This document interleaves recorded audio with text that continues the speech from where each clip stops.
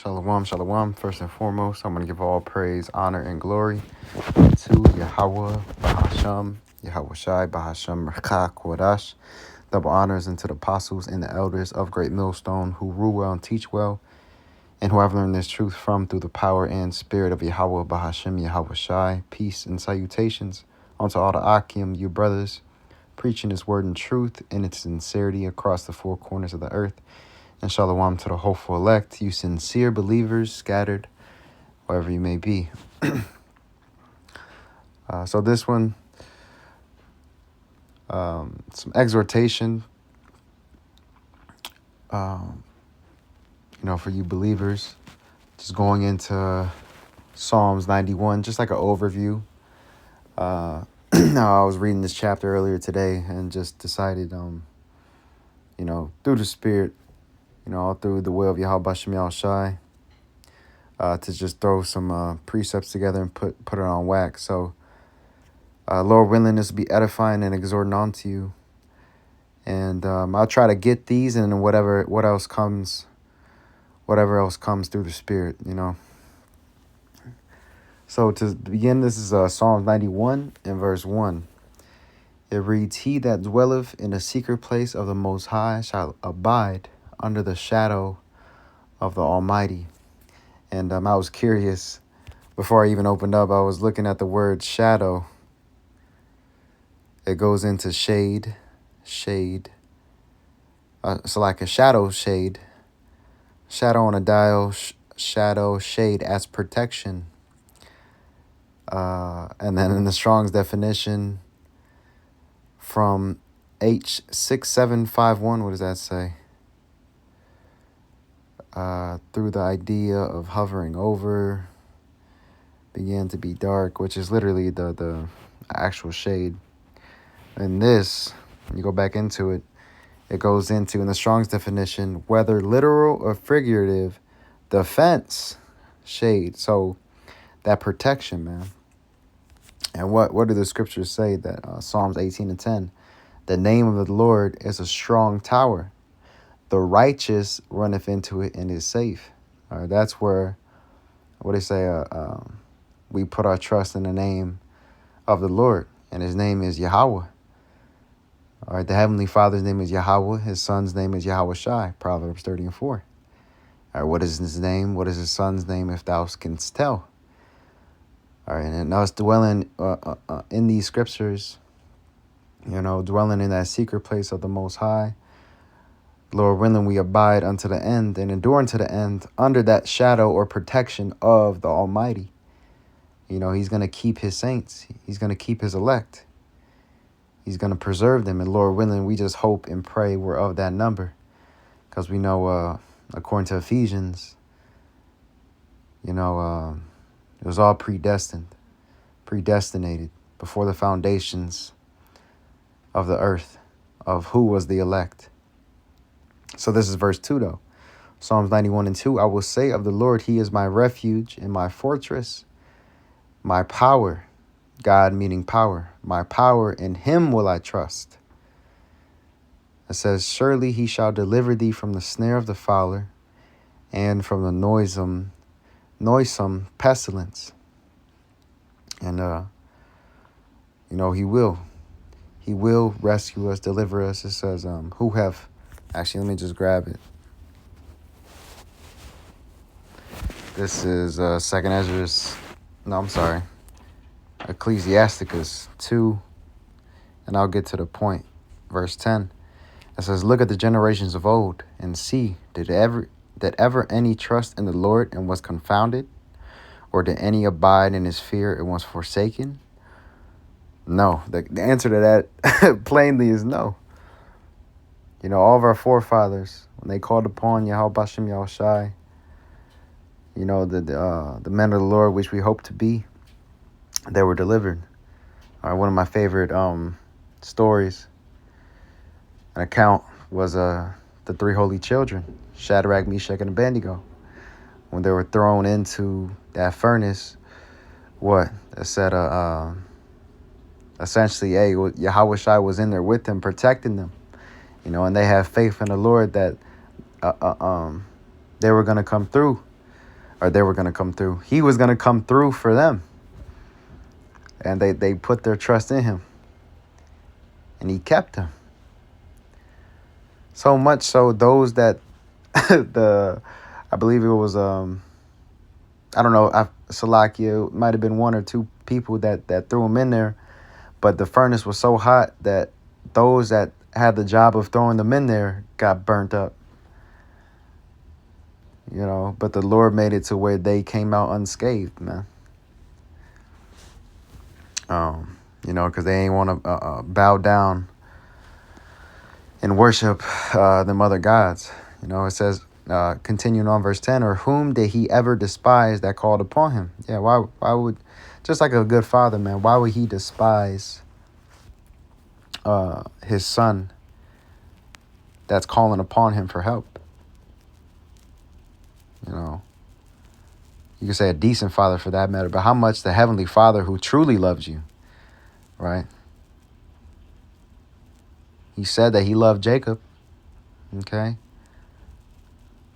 So if you're calling upon him, truly, sincerely begging for his help, and you're doing what you can right now to please the Lord, why would he not help you? You know? Actually, let me read verse 11. It says, for the Lord is full of compassion and mercy, long-suffering and very pitiful, and forgiveth sins. And we have to remember that, man, because, you know, being in the flesh and battling Satan and these demons, whenever we fall, them sins want to lift up themselves. But like the brother Kazak always likes to bring out, hey, man, we can't let our sins lift up themselves. Now, you have to nip it in the bud and nip them thoughts when they come, them seeds of doubt, because we have to press on. We have to keep pressing towards the mark. All right, and being in that slump, so to speak, it's going to fuck up your drive, you know. Satan wants to sift you as wheat. All right, and being in that rut, you know what I'm saying? Now you're not doing much. Now you're becoming complacent and lazy and serving the Lord. That's what Satan wants.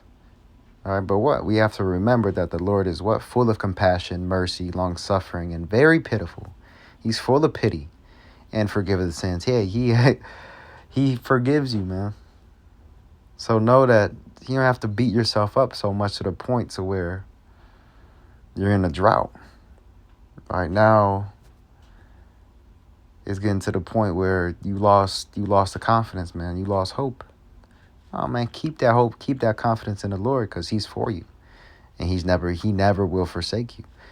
Continuing on, though, it says, and saveth in time of affliction. All right, he saves you. He saves us. Hey, Yahweh B'Hashem Yahushai. And Yahweh Shai, he deliver, right? He delivers. So from there, let me go back.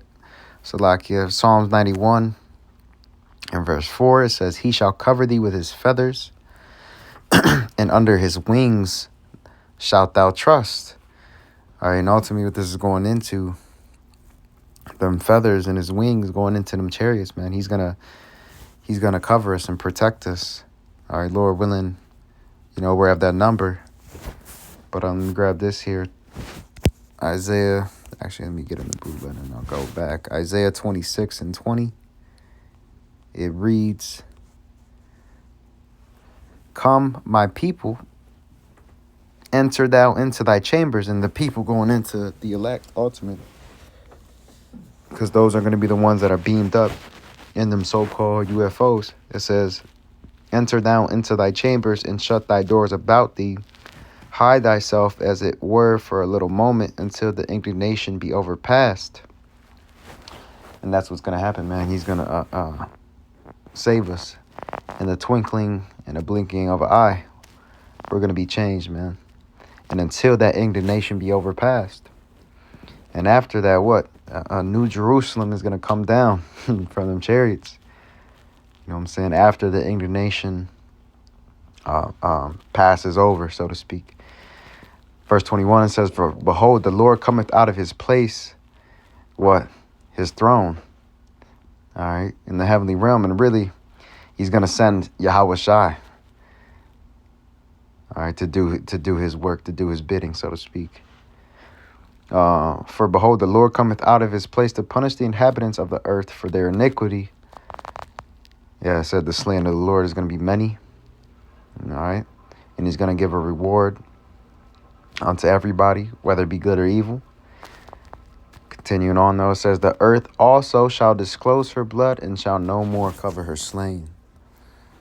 All right. But he's going to cover us with them feathers. And that feather, going into that protection. Going back, Salakia. Psalms 91, verse 4. Again, it says, he shall cover thee with his feathers, and under his wings shalt thou trust. His truth shall be thy shield and buckler. All right, and I was meditating on this earlier. I know that you could, essentially, this is twofold. All right, that truth being this word, right? Because when you go into, I believe it might be John. Yep, John 17:17. It says, sanctify them through thy truth. And sanctify going into separate or make holy, right? Like it says in the NLT, make them holy by your truth. All right. But continuing on, John 17:17, back in the KJV, sanctify them through thy truth. Thy word is truth. All right, so now we know that the Lord's word is truth. It says what? In the latter end of Psalm 91:4, his truth shall be thy shield and buckler. Wisdom and knowledge is going to be the stability of our times. His word is going to be what? That armor, that protection, as it reads there in the NLT. It's going to be that armor and protection. And then also, what? Also representing Yahweh Shai. All right, because when you go into John 1:1, in the beginning was the Word, and the Word was with the Most High, and the Word was power. Okay, so this is Yahweh, speaking of Yahweh Shai. All right, because what? 14, John 1:14, and the Word was made flesh and dwelt among us. This was Yahweh Shai. This is speaking of Yahweh Shai. He is the Word. You know, it says what? He comes in the volume of the book. So he also represents this word, and he's going to be our shield and buckler, because he's going to be the one that delivers us, man. But also this word is what's going to keep us sane, and really Yahweh Bashem Yahweh Shai doing so. You know what I'm saying? He's the one behind it, behind the madness. So he's the one behind the madness, so to speak, because when all hell breaks loose, it's all the Lord's doing at the end of the day. And what? He's going to put that spirit upon you, Lord willing. We be those men that what? I said, when the enemy shall come in like a flood, he shall lift up a standard going into a form of rescue. He's going to give us a spirit to endure these things, and also overcome. All right. So like John 1:14 again, I'll just read it through. It says, and the word was made flesh and dwelt among us, and we beheld his glory, the glory as of the only begotten of the Father, full of grace and truth. All right, because what? Thy word is truth. But Yahweh Shai also represents the word. It said the word was made flesh. But going back, Psalm 91 now in verse 5, it says, thou shalt not be afraid for the terror by night, nor for the arrow that flieth by day. Going into them nuclear missiles. It says, nor for the pestilence that walketh in darkness, nor for the destruction that wasteth at noonday. It says, 1,000 shall fall at thy side, and 10,000 at thy right hand, but it shall not come nigh thee. So think it's going to be like that bubble. How they portray it, like in the movies, like a force field. And I believe I had Psalm 34:7, and this is going to be who? Those that serve him, right? Psalm 34:7, the angel of the Lord encampeth round about them that fear him and delivereth them. So think, the Lord is going to protect you from all the evils around you because you fear him. All right. And truly, he's the one sending them evils. Right. And he's in power of both good and evil. To prove that, go to Isaiah. Because you never know who could be watching. Could be a new listener. Where's I going? Isaiah 47. No, it's Salakia. Not 47. What am I thinking of?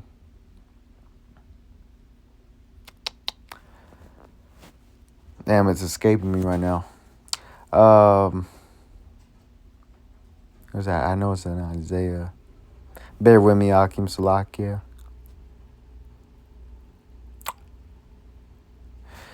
Might be 49. No, it's escaping me. The Lord do all these things. Isaiah 45. Isaiah 45:7. I form the light and create darkness. I make peace and create evil. I, the Lord, do all these things. So it's the Lord behind it all at the end of the day. All right, back in Psalm 91 and verse 7. It's like in verse 8. Only with thine eyes shalt thou behold and see the reward of the wicked. And what too as well. I said what? We're going to be laughing at destruction. Thou shalt laugh at destruction. We're going to see the reward of our enemies, of the wicked. All right, both of the 2/3, the wicked of our people, and the wicked, the so-called white man, but white men. The wicked here in America, Babylon the Great, Lord willing. Hey, we be in them chariots, all right, looking down, right, like it says in Revelation, that sea of glass mingle with fire. When we're, looking down from them chariots. Job 5:22, at destruction and famine thou shalt laugh. All right, neither shalt thou be afraid of the beast of the earth. Say, man, it's going to be a sight to see. Them days leading up to the day of the Lord, but the day of the Lord in itself, dark, that day of doom. And we just, hey, man, we hope in his mercy. Verse 9, Psalm 91:9, because thou hast made the Lord, which is my refuge, even the Most High, thy habitation, there shall no evil befall thee, neither shall any plague come nigh thy dwelling. All right, since we're making the Lord our priority and loving the Lord and trying our best to show the Lord that we do love him, doing things that are pleasing unto him, trying to do his will to the best of our ability, no evil is going to befall us, man. This is Psalm, what I have here. Let's see what this says. Psalm 31:23. Oh, actually, this is a precept to the verse before, but we'll still read it. It says, Psalm 31:23, O love the Lord, all ye his saints. All right. And what's love? Let me just grab it. This is love.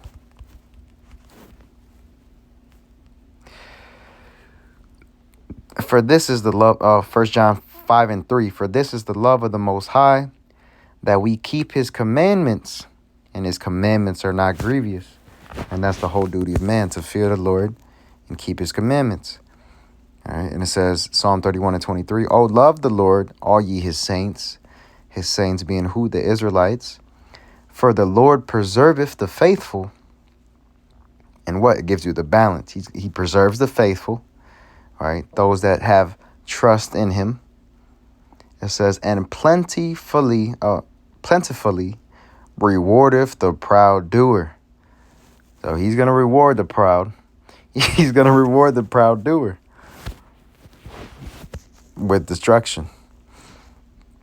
It said, I would just read verse 24. Be of good courage, and he shall strengthen your heart, all ye that hope in the Lord, and your heart going into your mind. Okay. Going back, Isaiah 91 and verse 11. All right, it says, for he shall give his angels charge over thee to keep thee in all thy ways. And like we read, man, the angel of the Lord encampeth round about them that fear him. He's going to give his angels charge over us. Like I said, I'm going to read in the NLT. It says, for he will order his angels to protect you wherever you go. And knowing too, man, even now in our daily, you know, you look back, hell, even throughout your life, even before you received this knowledge, this wisdom, this understanding, you think of how many times the Lord has probably kept you from something or delivered you from something, delivered you from some type of evil. Or he might have had mercy on you to the point where you might have been touched still, but it could have been a lot worse. All right, so how much more in the times to come? All right. And Lord willing, again, we be of that number. Verse 12. And actually, let me see. Now we'll continue on. It says, thou shalt tread upon the lion and adder, the young lion and the dragon shalt thou trample under. No.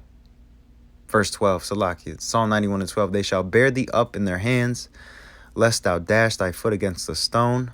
Thou shalt tread upon the lion and adder, the young lion and the dragon shalt thou trample under feet. Salakia. Salakia says, because he hath set his love upon me, therefore will I deliver him. I will set him on high, because he hath known my name. All right, and doing things, you know, trying to, again, do his will to the best of our ability.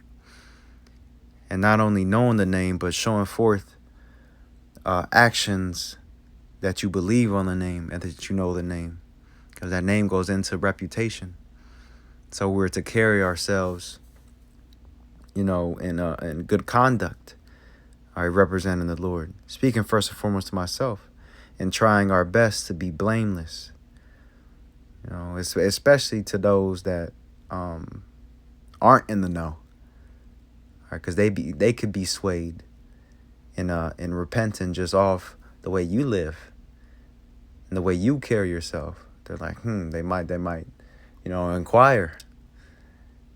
And then, you know, the Lord could work on his mind, his or her mind. But continuing on, it says, verse 15, Psalm 91 and 15, he shall call upon me, and I will answer him. I will be with him in trouble. I will deliver him and honor him. And from there, let me go to Psalms 51. No, it's like, yeah, it is 51 and 15. One of my favorites. Psalms 50 and 15, Salakia. All right, it says, and call upon me in the day of trouble. I will deliver thee, and thou shalt glorify me. All right, and knowing the times that we're coming into, man, we're going to need the Lord. You know, we're going to need the Lord and be guided by the Ruach HaKodesh, the Holy Spirit. All right, in Jacob's trouble, in the midst of Jacob's trouble, when all hell breaks loose, in times that, you know, the earth has never seen before. All right, hell, famine, you know, the martial law, all these things, tanks roaming in the streets, fucking animals let loose, all these animals in a zoo being fucking going rampant in the streets, hell, wolves, dogs, you name it, lions, tigers, whatever comes up out of them zoos, you know. And then he's gonna send forth what? Hell, Esau's military capability, them robo dogs, shit, drones, like you've seen in the Purge when Jake got gunned down by them drones. Hey man, the Lord is gonna have to lift up that standard, and you know, we're going to be calling upon him in the day of trouble, and he's going to deliver us and glorify him. We're going to be glorifying him. You know, we have to picture that and see it coming. You know, and we all say, Lord willing, of course, because we don't know, all right, for sure. But we have the hope, and we hope in his mercy. All right, but we have to believe in what's written. So it's that confidence, man, that we have to have. Speaking first and foremost to myself, you know, that faith, and ask the Lord to increase your faith. You know, our belief, because he's not a man that he should lie. All right, and these precepts, especially the Psalms, man. The Psalms are so heavy, you know, and exhorting. You know, and a lot of prophecy in here. But all these things were what? Written for our learning.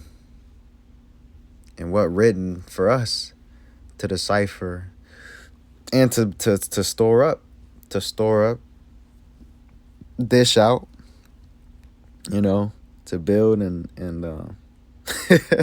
be our shield and buckler, you know what I'm saying? So, and actually, I'm going to jump down to verse 23, you know, going back to that conduct, that conversation, Psalm 50 and 23. Whoso offereth praise glorifieth me, and to him that ordereth his conversation aright will I show the salvation of the Most High. And that's who he's going to grant salvation unto. Those that order his conduct, his way of life are right. And we have to continue to pray unto the Lord that he direct our steps in truth. All right. And he shows us the path of righteousness, man. You know, until he comes, until he returns, and Lord willing, we be saved. Psalm, I believe it's just one more verse. We'll just read it out, close it out. Look, that's the spirit. Psalm 91 and 16. With long life will I satisfy him and show him my salvation. What? Or who? Those who order his conversation aright. Those who order their conversation aright. That's who he's going to show salvation unto and satisfy them with long life, the everlasting life. And ultimately for the entire nation of Israel, you know, in the kingdom of heaven. However, we know that 2/3 in the rest of Israel that don't make it, what they're gonna know it after. First, death by pain.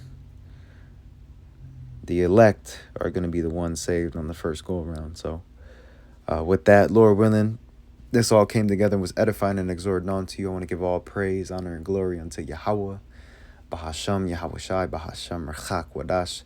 Double honors again unto the apostles and the elders of Great Millstone. Shalom, keep pushing, keep enduring. We're almost out of here, man. Shalom, wa, Kwam Yasharala.